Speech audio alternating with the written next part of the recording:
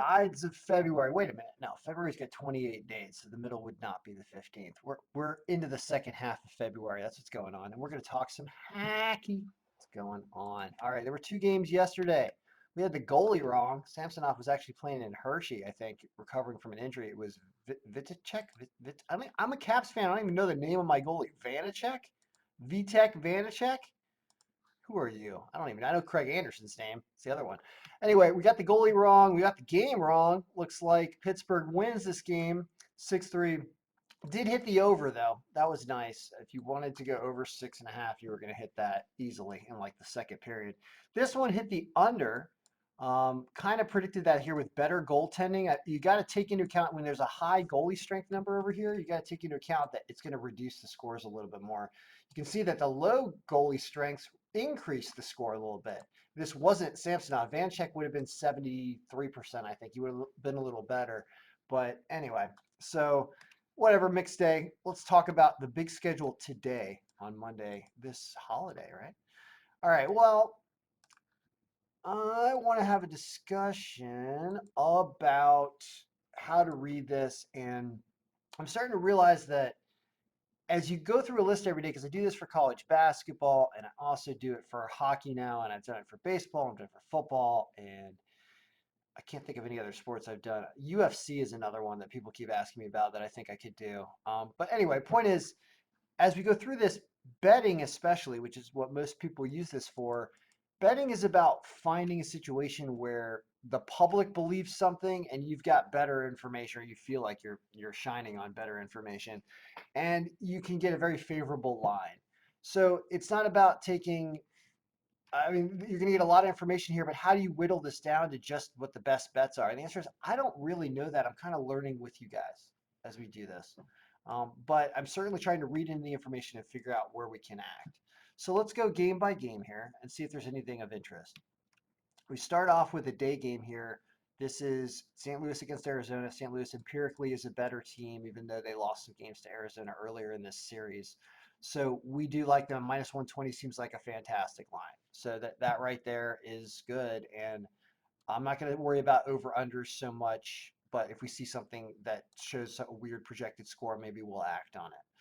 Islanders and Buffalo here. Buffalo, I believe, hasn't played in a while. The Islanders have been playing. Very weird projected score situation. Says that the Islanders are a really weak team for some reason. I'm surprised at that. It says the goaltending matchup is a mess. Now, here's another problem I want to discuss. So, what I'm doing for goalies is I'm looking at dailyfaceoff.com. They actually provide their guesses on who the goalies are going to be. But they say whether it's confirmed like this, confirmed, or likely, or, not the word we want. So I'm going to bring that word in and I'm going to start to show that here next to the status of the goalie starter. I'll put it right here to be like, is this person actually starting or not? Because if I'm making a bet on this game and you're doing it the best way you can, you should be waiting until you have final information before you make that bet. And people kind of sometimes send me emails throughout the day asking like, hey, are you done with the file yet? Like, did you send it yet? Did I miss the email? And the answer is no, you didn't miss the email 99.9% of the time. You did not miss the email. It's that information is changing so fast that in a perfect world, I'd like to wait till just before the game starts to send out the pick for the game. The problem is games don't start at the same time every day. So in order to get everything out for the entire day, it's a real mess, especially with COVID scheduling. So just bear with me. We get this information as we can and we act on it appropriately. Now, rather than complaining about the fact that it's annoying and difficult and redundant, and I got to check stuff a lot to make it accurate, instead of complaining about that, let's use that to our advantage and understand that if you own a copy of this file, you can update this stuff yourself. You don't have to wait for me like a baby. You can do this yourself so that if there's a goalie change, you're going to make that goalie change here in the daily odds extractor. Like if it's not Linus Ullmark and it's somebody else on Buffalo, let's say it's Carter Hutton, trained by my roommate in college, by the way. My roommate in college was the goalie coach for Buffalo, and I believe now is the goalie coach for the Kraken in Seattle, I think. If you changed it to him, what's going to happen is the percentage here is going to change. A through E. We're going to look up D7. Oh, actually, the percentage doesn't change because I also would have to change who the starter is.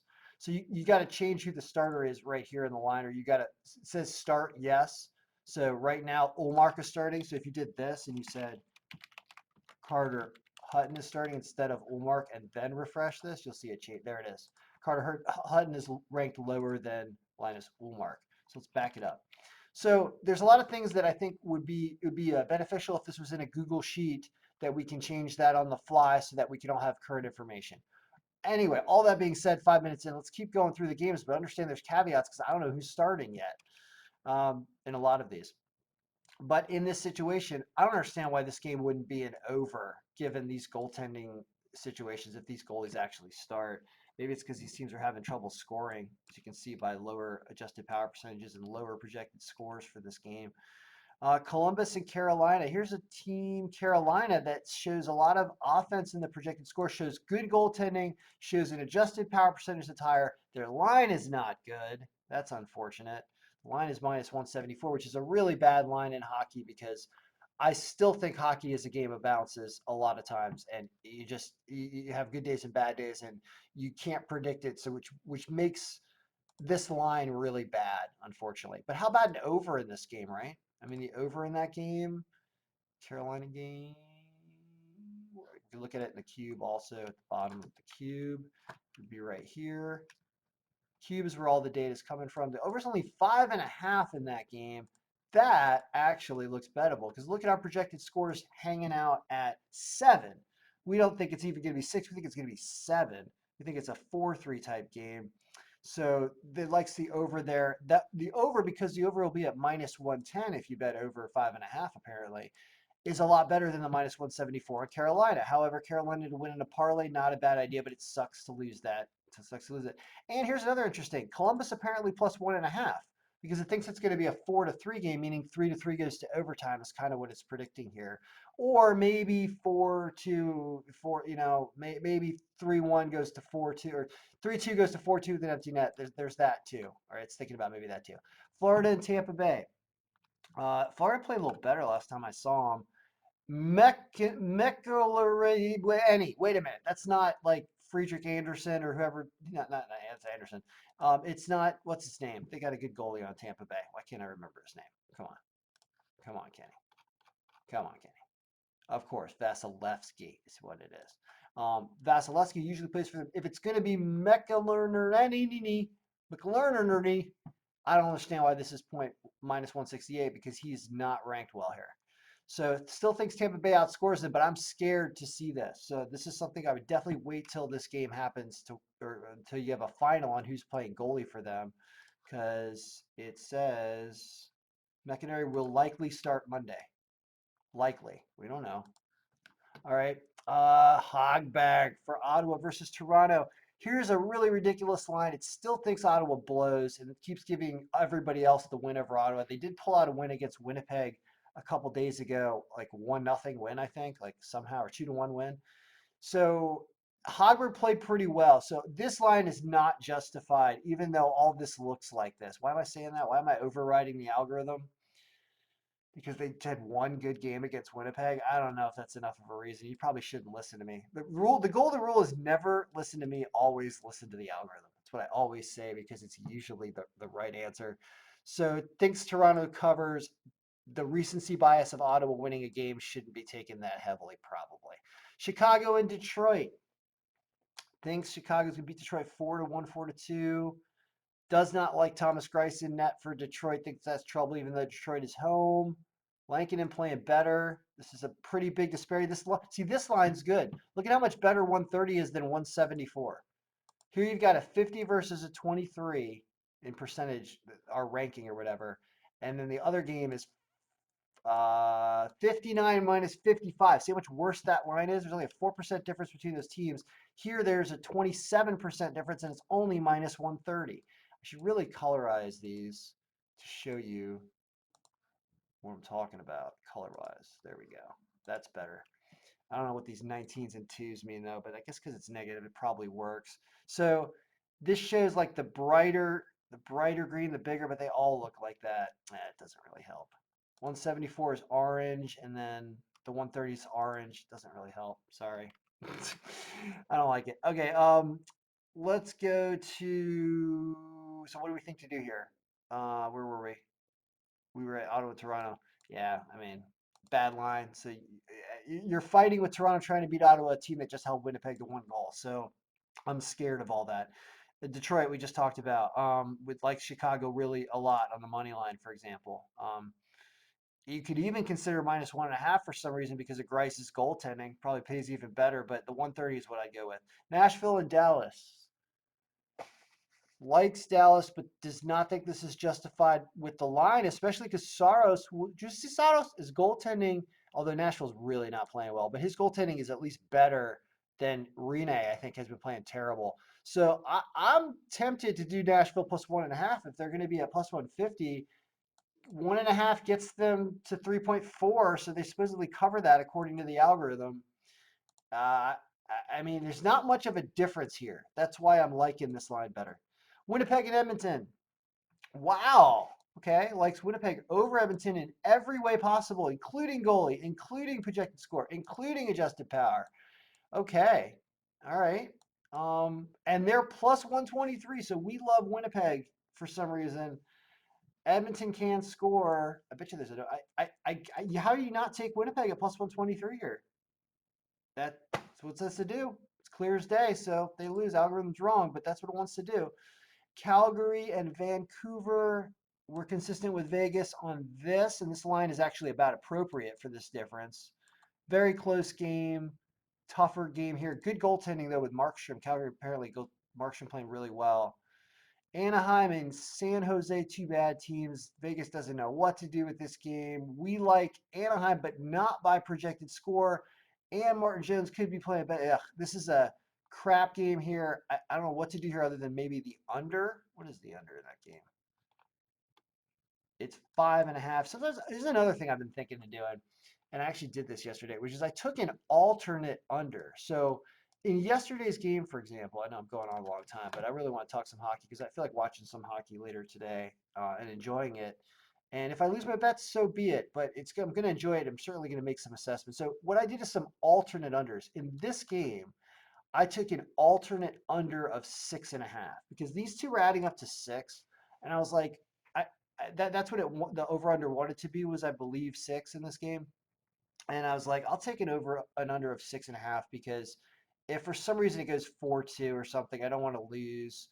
I'll pay for that extra half point. It wasn't even close. This game ended up being 1-0.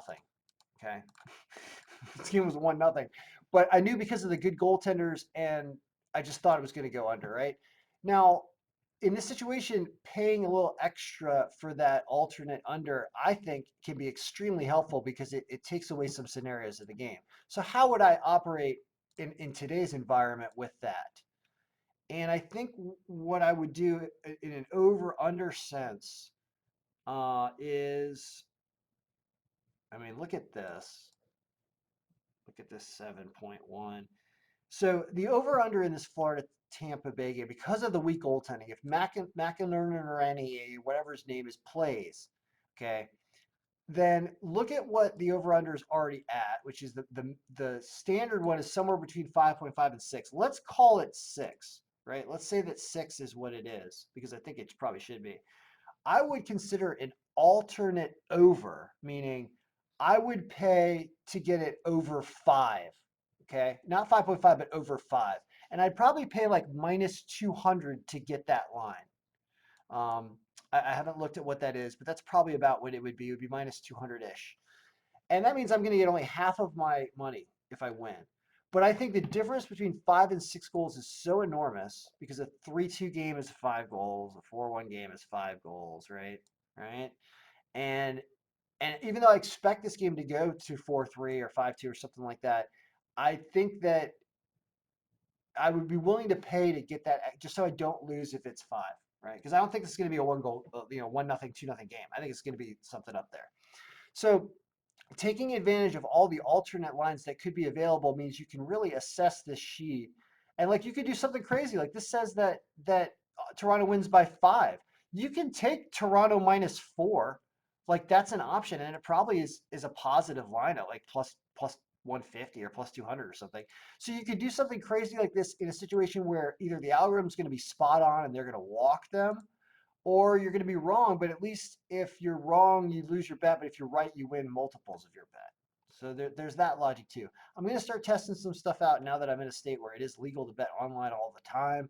I'm not used to this. I'm not used to being able to bet on these games at any moment of the day. It's almost like too much of a good thing. I feel like I have so many options, I just don't know what to do with them. So we'll figure out how to whittle that down into something that's reasonable. For example, today, what's my pick of the day? I think it was Winnipeg, right? Yeah, you can't say no to this. You can't say no if these are the actual goalies that are starting. Even though Mike Smith had a good game recently, if these are the goalies and the teams are starting, plus 123 is just a great line. Now that might not win because it's hockey, so I don't want to be like, oh, dump your freaking life savings on that. Of course not. Of course not. So, is there anything else as well? Yeah, like I said, I think it was that alternate over in this Tampa Bay Florida game. If these two goalies are starting, that seems like a really good bet. Really good bet. Anyway, all right, guys. Good luck, everyone. May all your picks be doing the best they can do.